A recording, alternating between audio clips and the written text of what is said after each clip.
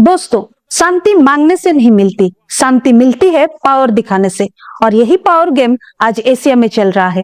एक तरफ है चाइना, जो चाहता है पूरा एशिया उसके कंट्रोल में हो, और दूसरी तरफ है इंडिया, जो अब सिर्फ रिएक्ट नहीं करता बल्कि काउंटर करने की तैयारी कर रहा है। लेकिन सवाल यह है, क्या इंडिया सच में चाइना को रोक सकता है? आइए समझते हैं। चाइना पिछले कुछ सालों से इंडिया को घेरने की कोशिश कर रहा है दोस्तों। Gwadar port Pakistan, Hambantota port Sri Lanka, Myanmar port, इन सबको मिलाकर बनती है स्ट्रिंग ऑफ पर्ल स्ट्रेटेजी। लेकिन इंडिया भी पीछे नहीं है। इंडिया ने बनाई है डबल फिश हुक स्ट्रेटेजी, मतलब समुद्र में दो बड़े कांटे, ताकि पूरे इंडियन ओशन पर नजर रखी जा सके। West hook Lakshadweep, Oman, Reunion, यहाँ से मिडिल ईस्ट और अफ्रीका रूट्स पर नजर रखा जा सकता है। East hook Andaman Nicobar island, Indonesia, Australia, यहाँ से चाइना के ट्रेड रूट पर नजर रखा जा सकता है। और इस पूरे प्लान का सबसे इंपॉर्टेंट पॉइंट है ग्रेट निकोबार आइलैंड। दोस्तों, ग्रेट निकोबार एक छोटा और अंडर डेवलप्ड आइलैंड है, लेकिन इसकी लोकेशन गोल्ड माइन है। यह सिर्फ स्ट्रेट ऑफ मलाक्का से 75 किलोमीटर दूरी पर है। यहीं से शुरू होता है असली गेम। चाइना का लगभग 80% ऑयल इसी रूट से आता है। इसे कहते हैं मलाक्का डिलेमा। अब सवाल आता है, चाइना दूसरा रूट क्यों नहीं यूज करता? चाइना के पास दोस्तों दो ऑप्शन है, एक है सुंदा स्ट्रेट और एक है लंबुक स्ट्रेट। बट सुंदा स्ट्रेट बहुत शैलो है और लंबुक स्ट्रेट बहुत लंबा और महंगा है। मतलब साफ है, मलाक्का जैसा कोई रियल अल्टरनेटिव चाइना के पास नहीं है। अब समझते हैं इंडिया का प्लान।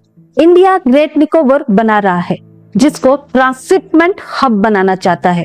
मतलब छोटा जहाज इंडिया से माल लाएंगे, यहाँ अनलोड होगा, फिर बड़े जहाज में लोड होकर दुनिया में जाएगा। अभी प्रॉब्लम क्या है, इंडिया को अपना माल पहले भेजना पड़ता है सिंगापुर और कोलंबो को, क्योंकि इंडिया के पास जितने सारे पोर्ट्स है वहां डीप सी वाटर लेवल नहीं है, और बड़े जहाजों के लिए डीप सी वाटर लेवल होना बहुत जरूरी है। लेकिन ग्रेट निकोबार में नेचुरल डीप सी पोर्ट बन सकता है। इसके साथ इंटरनेशनल एयरपोर्ट बन सकता है, जो मलाक्का से सिर्फ 15 मिनट की दूरी पर होगा। मतलब इंडिया इस चोक पॉइंट को मॉनिटर कर सकता है। इंडिया चाहे तो ग्रेट निकोबार आइलैंड पोर्ट को सिंगापुर और हांगकांग जैसे फ्री ट्रेड जोन भी बना सकता है। सिंपल वर्ड्स में, अगर टेंशन हुआ, इंडिया बिना किसी युद्ध के चाइना के ऊपर ट्रेड प्रेशर बना सकता है। लेकिन कहानी इतनी सिंपल नहीं है। पहला प्रॉब्लम है एनवायरनमेंट। यहाँ अगर पोर्ट बनेगा, लाखों पेड़ कट सकते हैं। दूसरा प्रॉब्लम है ट्राइबल सर्वाइवल। यहाँ के कुछ ट्राइब्स है जिनके कल्चर और एग्जिस्टेंस को खतरा हो सकता है। तीसरा प्रॉब्लम है connectivity. Great Nicobar island mainland India से दूर पे है, मींस लॉजिस्टिक कॉस्ट हाई होगा। तो दोस्तों, एक तरफ है इंडिया का जियोपॉलिटिकल फ्यूचर और दूसरी तरफ है एनवायरनमेंट और ट्राइबल सर्वाइवल।